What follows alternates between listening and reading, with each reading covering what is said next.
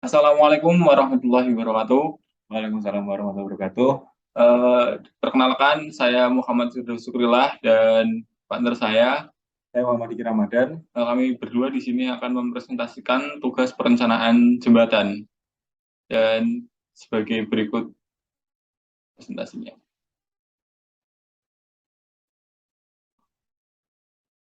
Pertama, kita masuk ke data teknis perencanaan, di mana bentang yang kami gunakan di sini adalah 15 meter dengan lebar jembatan yaitu 9 meter, di mana 2 meter di sisi kanan kiri itu sebagai trotoarnya dengan bentang total 9 meter. Kemudian jembatan ini tergolong sebagai jembatan kelas 1 dengan mutu jembatan 240 MPa, mutu beton 25 MPa, dan tebal aspal 5 cm dengan data genangan air dan tebal plat yaitu 5 cm dan 20 cm.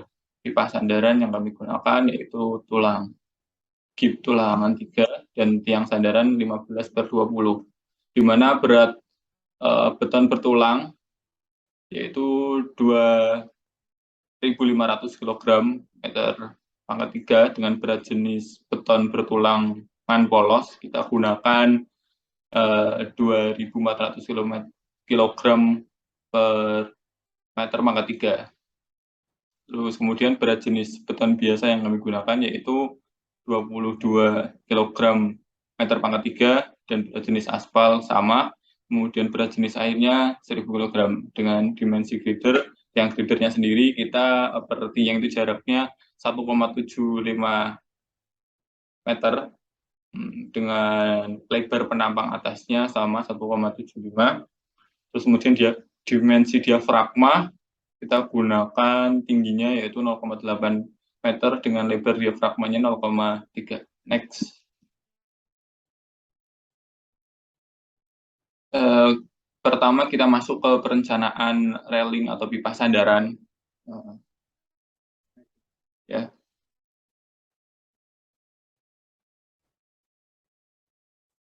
berikut analisa mengenai asumsi statistika pipa sandaran yang kita gunakan yaitu pertama kita menghitung momennya terlebih dahulu, momen di mana kita menggunakan rumus 1/8 kali Q kali L kuadrat. Kemudian hasilnya didapat 5227,5 kg per senti dengan momen efektifnya yaitu dengan tadi 0,8 dikali momennya maka didapat hasilnya 4182 kg per senti dengan tegangan yang terjadi yaitu bisa dikatakan aman karena kita menggunakan persamaan di mana tegangan yang terjadi yaitu 404,92 dengan tegangan yang diizinkan tadi itu 1400 dan itu lebih kecil dari persyaratannya, jadi kita itu termasuk tegangan masih aman. Oke, Selanjutnya kita masuk ke tahap tiang sandaran, yaitu yang terbuat dari beton bertulang. Di sini udah bisa kita lihat semua, ada perencanaan gambarnya seperti itu. Kemudian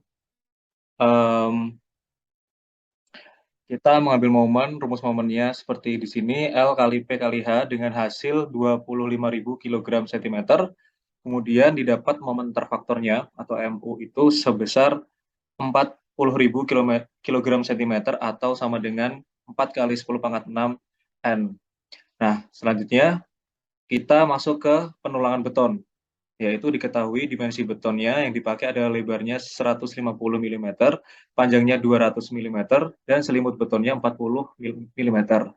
Dan didapat D dengan rumus H dikurangi D aksen, hasilnya adalah 160 mm.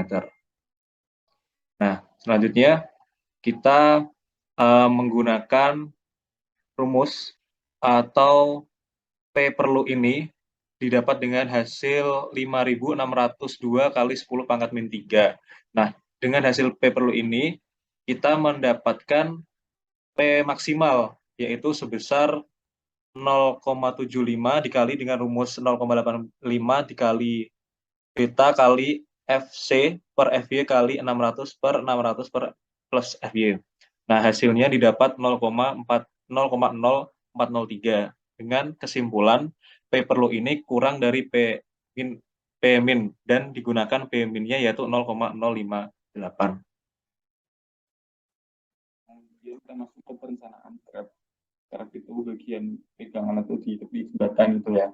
Yang sering kita lihat dengan dimana momen yang kita dapat itu adalah sekitar 12.500 kg senti dengan MU-nya itu 20.000, terus di mana dimensi grabnya itu dengan momenter faktornya kita didapat di angka 2 kali 10⁻⁶ Newton milimeter, dengan lebar grabnya yaitu kita rencanakan 25 cm atau dimilimeterkan jadi 250 mm, kemudian dengan tinggi 200 mm dengan selimut beton itu 40 mm dan ketinggian efektif yang didapat dari perencanaan tersebut ialah dengan rumus H-D aksen yaitu 160 mm. Kemudian masuk ke sama tadi perhitungan yang di atas, yaitu kita mencari P per lu dulu untuk mendapatkan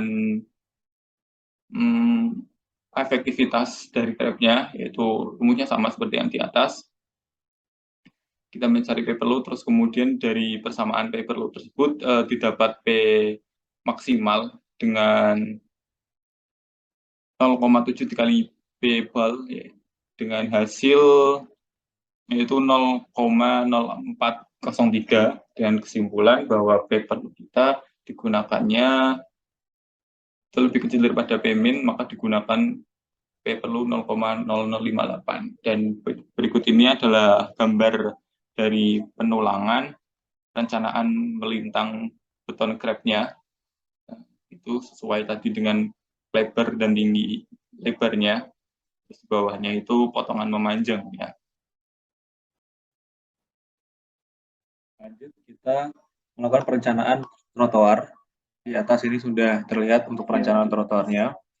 Dengan sebenarnya dimensinya itu adalah 20 cm. Di situ sudah bisa kita lihat. Kemudian berat jenis beton bertulangnya yang dipakai itu deform 2.500 kg dengan yang polos 2.400 dan yang biasa itu 2.200 dengan berat jenis air 1.000 kg per meter persegi. Kemudian berat jenis pasirnya 2.000 kg meter pangkat 3. Tebal pasirnya 17 cm, tebal hujannya 5 cm, tebal plat betonnya 8 cm. Itu di PPT ini belum saya masukkan, tapi bisa dilihat di laporan. Selanjutnya untuk pembebanan trotoarnya, kita ambil beban mati meratanya yaitu dengan hasil 500 kg. Beban airnya totalnya itu 550 kg. Beban mati terfaktor didapat 660 kg. Kemudian beton rabat hasilnya 105,6 kg per meter, dan pasirnya itu adalah totalnya 309,6 kg. Maka dari itu, selanjutnya kita bisa menghitung beban mati terfaktor atau QDU2 dengan hasil 371,52 kg per meter. Selanjutnya, untuk hitungan curve-nya, D3 itu totalnya 240 kg per meter. Selanjutnya kita bisa menghitung beban mati terfaktor yang ketiga, yaitu dengan hasil 288 kg per meter. Kemudian kita masuk ke beban mati terpusat di tiang sandaran, itu kita mendapatkan hasil 72 kg dengan asumsi L itu sama dengan 1 meter. Maka dari itu PD1 totalnya kita bisa mendapatkan hasil 86,4 kg. Selanjutnya beban hidup rata di sini kita asumsikan 500 kg per meter dengan hasil QL1 totalnya itu 500 kg. Selanjutnya kita bisa mendapatkan hasil PDU1 dengan hasil 800 kg. Selanjutnya beban hidup terpusat itu terjadi di pipa sandaran dengan PL1 totalnya itu 200 kg dan PDU1-nya hasilnya 320 kg. Perencanaan lantai jembatan. Mana dengan data teknis lantai kerjanya sebagai berikut ini yang ada di slide-nya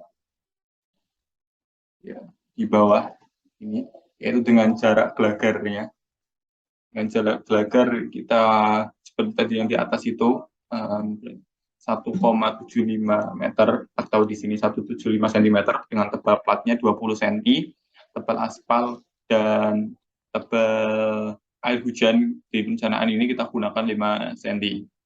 Nah, berat jenis beton bertulang yang kita gunakan yaitu 2.500 dengan dan beton biasanya itu 2.200, berat jenis air 1.000 kg dan berat jenis aspal 2.200.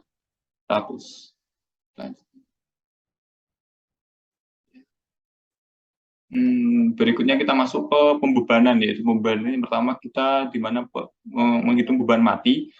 Pertama mencari beban berat plat itu sendiri, yaitu didapat berat plat sendiri dari perencanaan jembatan kita itu 500 kg per meter. Kemudian berat aspalnya didapat 110 kg per meter dan berat airnya itu didapat dengan KID totalnya itu 660 kg per meter. Jika beban-beban lain diberi beban 100%, maka total bebannya, jadi KID total dari kita jika diberi beban bobot 100% itu didapat berat 726 kg per meter dengan beban terfaktor KID-U-nya itu kita di angka 871,6 kg per meter. Artinya di beban hidup berdasarkan PPJJR 1987 itu beban T itu didapat 10 ton, sedangkan untuk beban T untuk jembatan kelas 1 itu adalah 100%, yaitu 10 ton sama dengan 10.000 kg. Nah, pada lantai kendaraan jembatan kelas 1 ini, bidang kontak rodanya itu adalah sebesar 10% dari kelas 1. Nah, bisa dilihat di sini ada di gambar 12 sama ada gambar 13. Kemudian untuk perhitungan A-nya itu didapatkan hasil 0,55. Kemudian untuk B itu 0,4 meter atau ini merupakan distribusi bebannya. Maka disimpulkan muatan QL itu sama dengan 45.454,5 kg per meter pangkat 2.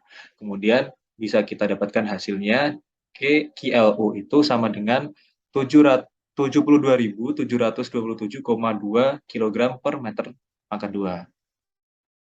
Nah, untuk perhitungan momen, kita bisa menggunakan rumus di bawah ini. Yang pertama, momen akibat beban mati, itu kita menghitung dulu momen lapangan. Momen lapangannya itu dari A ke B, dengan M maksimal didapatkan hasil 242,55 kg. Selanjutnya, untuk momen lapangan B sampai C, momen maksimalnya itu didapatkan hasil 166,75 kg. Nah, selanjutnya kita bisa mengambil yang terbesar itu ternyata di M lapangan, yaitu 242,55 kg. Nah, kemudian setelah tadi menghitung momen di lapangannya, lalu kita ke momen di tumpuannya, yaitu di B tadi seperti gambar yang tadi itu di atas. Itu dengan B tengah itu kita didapat angka 266,805 kg per meter dengan momen tumpuan B sama dengan momen tumpuan D. Karena bisa dilihat tadi di gambarnya. Terus dengan momen tumpuan C maksimal itu di angka 242,55 kg per meter, sehingga untuk penulangan tumpuan tengah diambil momen terbesarnya, yaitu dengan momen tumpuan B dengan nilai 266,805 kg per meter. Nah, perencanaannya seperti pada gambar di bawah.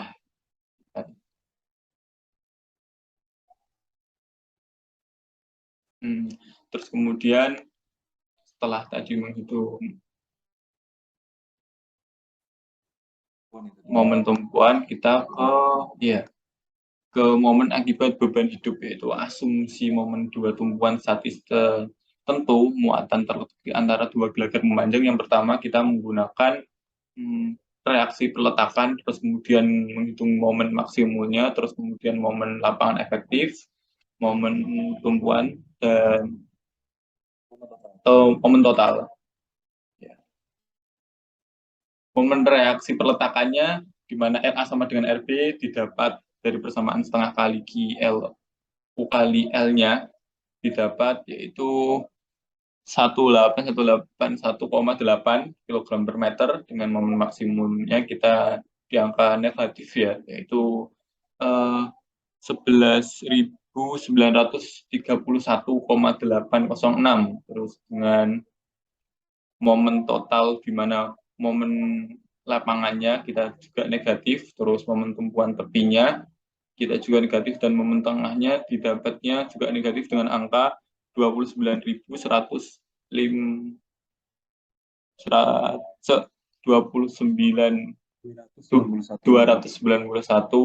kg per senti. Selanjutnya kita masuk di perencanaan gelagar.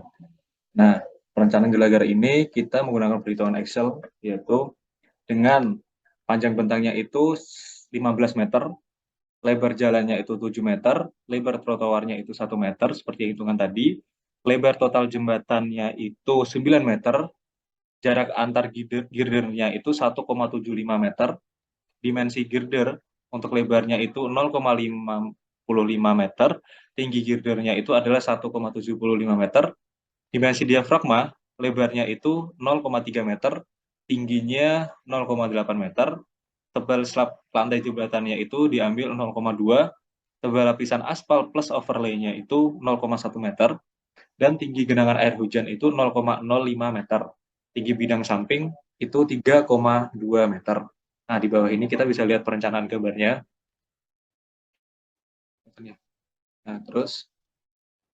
Nah, selanjutnya kita masuk spesifikasi bahan strukturnya. Kita mengambil mutu betonnya itu K300, kuat tekan betonnya itu 24,9 MPa, modulus elastiknya itu 23.452,95 MPa, angka Poisson-nya itu 0,2, modulus gesernya itu di situ 9.772, koefisien muai di situ 1,0, pangkat 5 derajat Celcius. Kemudian mutu bajanya itu diambil 40, tegangan lelehnya 400 MPa. Kemudian baja tulangannya itu di 24, tegangan lelehnya 240. Spesifikasi untuk gravitinya itu berat beton bertulangnya itu 25 kN per meter pangkat 3. Kemudian berat beton tidak bertulang yaitu 24 kilonewton per M pangkat 3. Berat aspal padatnya itu 22, kemudian berat jenis airnya seperti biasa kita ambil di 10 kN per M pangkat 3. Kemudian masuk ke analisa beban, itu kita menghitung dari berat sendiri, badannya tadi dengan berat sendiri atau self weight-nya itu adalah berat badan dari bagian jembatan yang merupakan elemen struktur ditambah dengan elemen non-struktur yang dipikulnya dan bersifat tetap. Jadi dengan panjang gelagar tadi 15, terus maka berat satuan balok diafragmanya didapat angka 7,875 kilonewton, terus dengan jumlah balok diafragma di sepanjang L itu tadi pada gambar yang pertama di perencanaan itu ada 5 buah, terus kemudian diafragma gelagarnya dengan GD-nya itu di angka 2,6.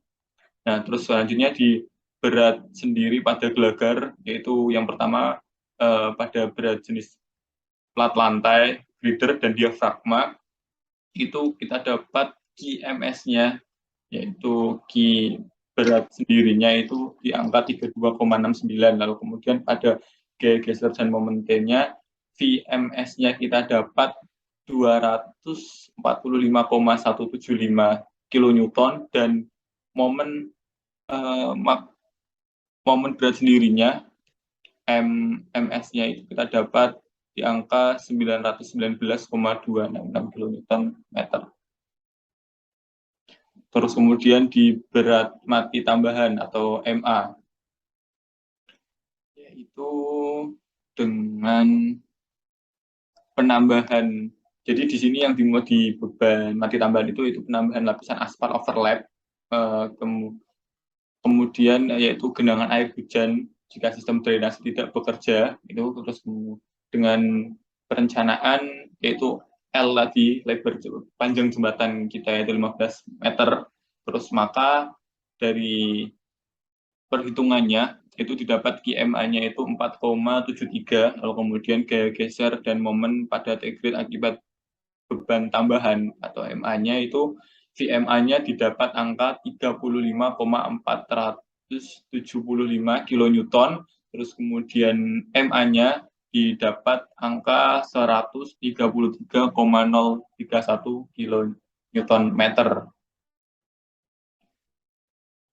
Selanjutnya di beban lalu lintas. Beban lalu lintas ini didapat faktor beban ultimate-nya itu 2,0. Kemudian di bawah ini itu kita bisa melihat hasil dari beban lajur dan juga intensitas distribusi.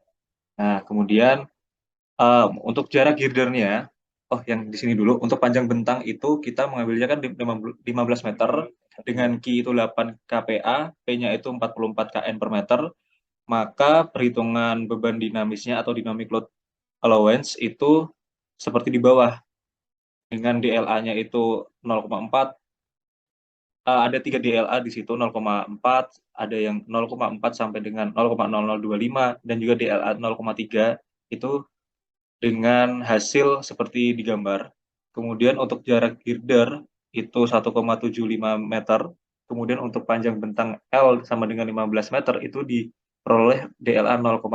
Jadi hasil ini itu didapat dari hitungan yang di sini. Beban lajur pada girdernya itu 14 kN dengan PTD-nya itu 107,8 kN. Nah, untuk gaya geser dan momennya itu didapat VTD-nya itu 160 kN dan MTD-nya itu 798 kN meter. Next, beban truk. Untuk beban truk, faktor beban ultimate-nya itu sama, yaitu 2. Kemudian bisa kita dapat beban hidup pada lantai jembatan itu, beban roda ganda atau truk beban T, yaitu besarnya 100 kN. Kemudian faktor beban dinamisnya untuk pembebanan truk diambil 0,4, DLA-nya 0,4, kemudian PTT-nya atau beban truk T-nya itu 140 kN. Ini nyambung sama hitungan yang di atas.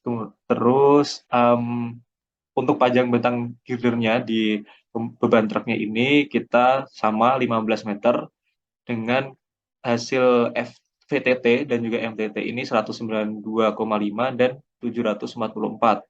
Kemudian setelah penghitungan gaya geser dan momen, maka terjadi pembebanan lalu lintas di sini. Kemudian ini memberikan pengaruh yang sangat besar terhadap T-girdernya sendiri, yaitu untuk hasil T atau VTT-nya ini menjadi 192,5 dan MTD-nya menjadi 798 kN meter.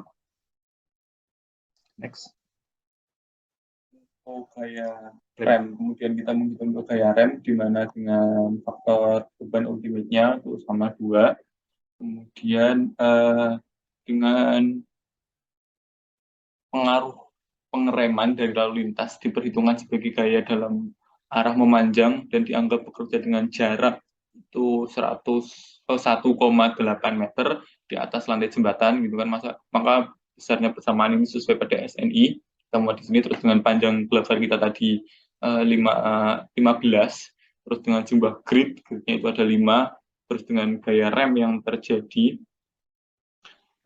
kita ambil yaitu 250, terus kemudian gaya rem di mana artinya itu kan kita lebih kecil daripada 80 meter, yaitu maka S-nya 1,75, terus HTP-nya tadi itu 50 kN ya, karena dari HTP dibagi dengan jumlah gridnya didapat angka 50 kiloton.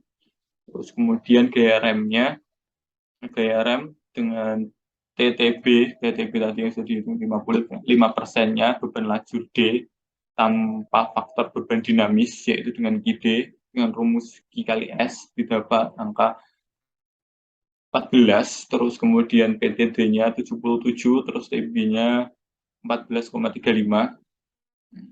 Kemudian diambil gaya rem lengan terhadap titik berat baloknya itu di angka 2,78 meter. Kemudian beban momen akibat gaya remnya yaitu M-nya kita di angka 139 kilonewton. Terus kemudian didapat dari perhitungannya gaya geser dan momen maksimal pada balok akibat gaya remnya yaitu VTD-nya dengan M per L itu 9,3 kilonewton, terus MTB-nya dari setengah dikali M-nya. M-nya tadi di perhitungan di atasnya yaitu didapat 69,5 kilonewton per meter.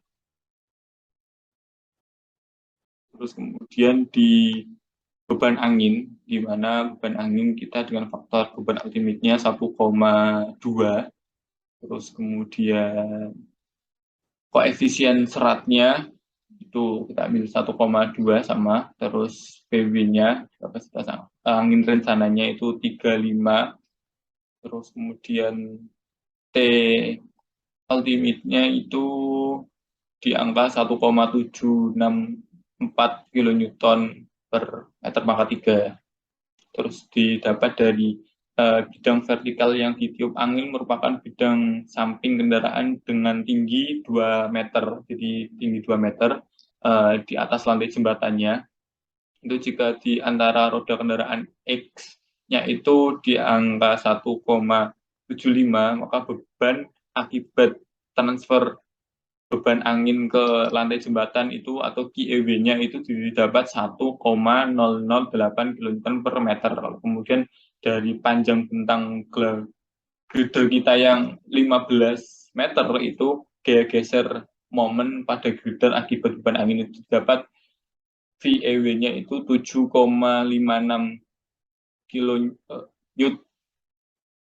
kN, yaitu dengan MEW-nya itu di angka 28,35 kN per M. Lanjut kita ke pengaruh temperatur.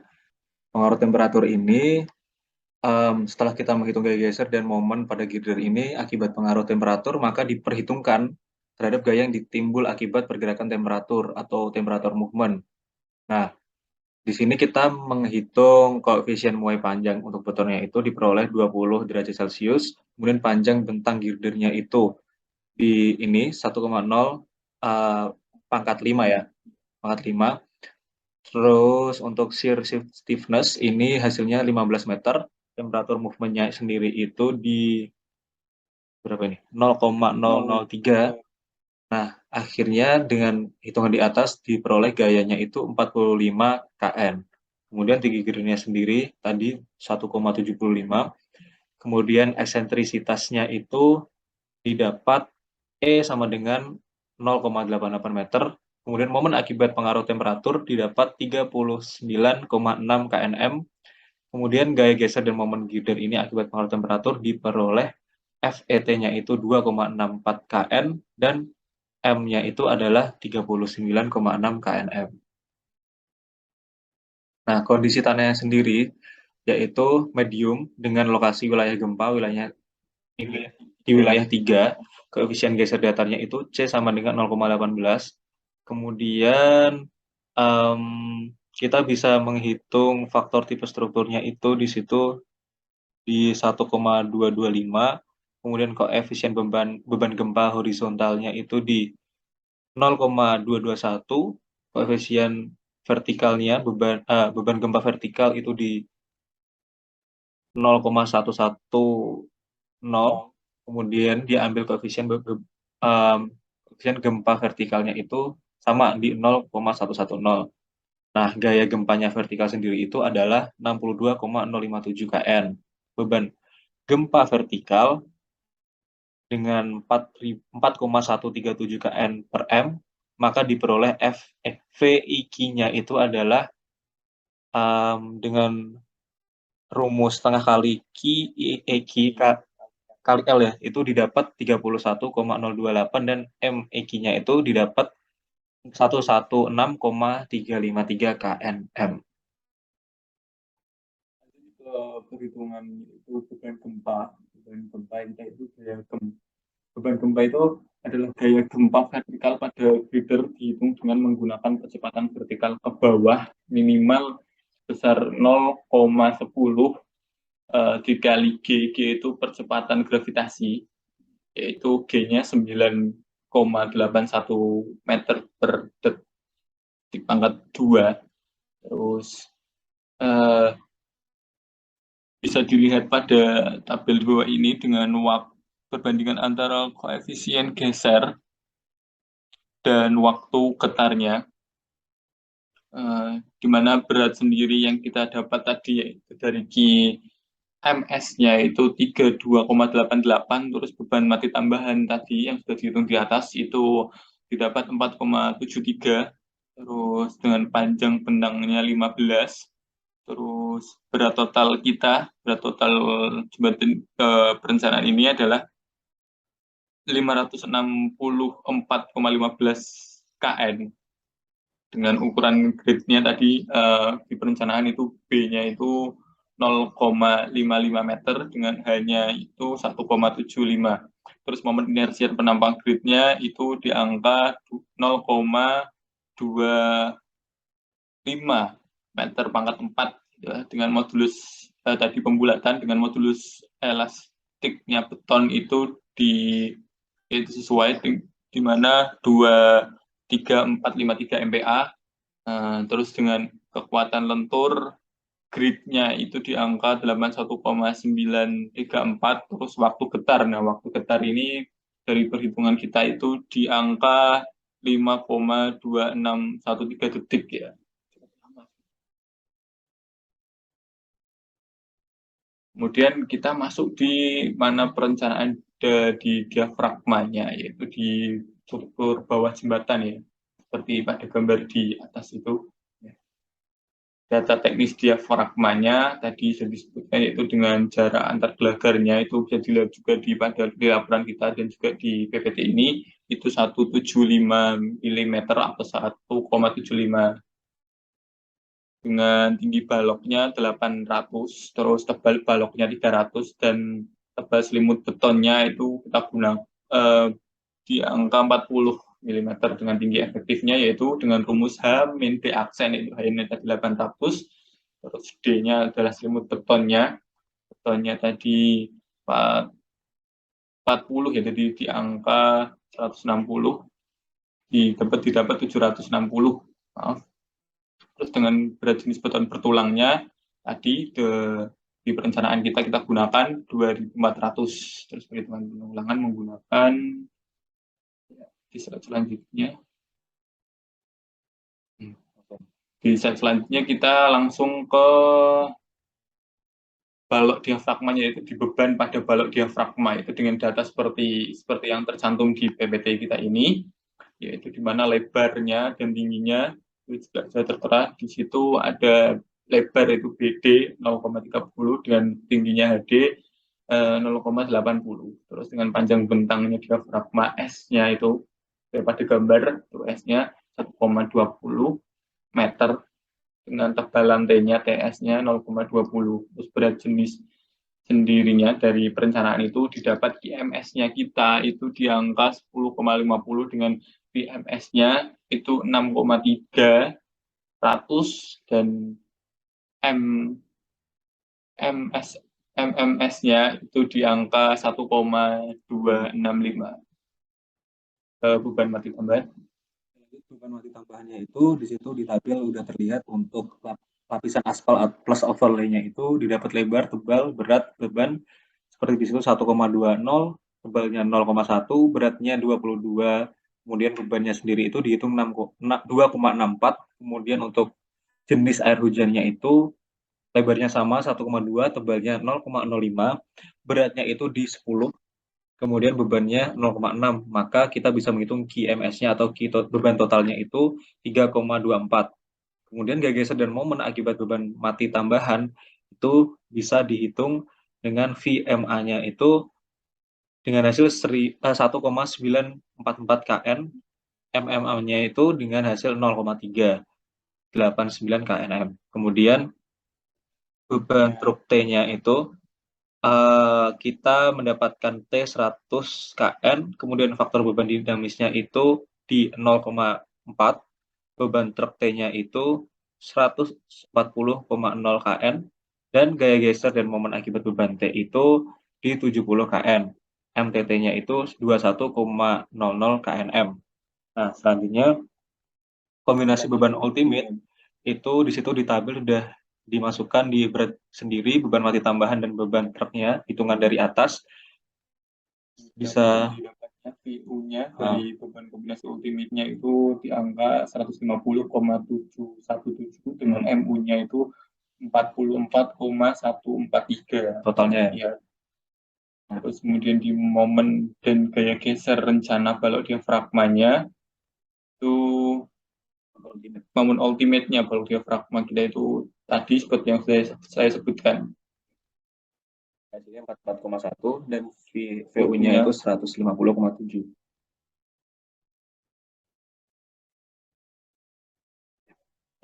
Ini perhitungan pembesian balok diafragmanya, penentuan pembesiannya itu dengan tulangan lenturnya kita gunakan M-nya kita tadi didapat 44,143, terus mutu betonnya kita K300 dengan mutu baja tulangannya 40 dengan modulus elastisitasnya seperti yang tertera di PPT ini, yaitu 23453 MPa dengan lebar baloknya 300, tinggi baloknya 800 dengan jarak pusat tulangan terhadap sisi beton luar yaitu D-nya itu 40 mm. Terus kemudian faktor bentuk distribusi tegangan betonnya itu 0,85.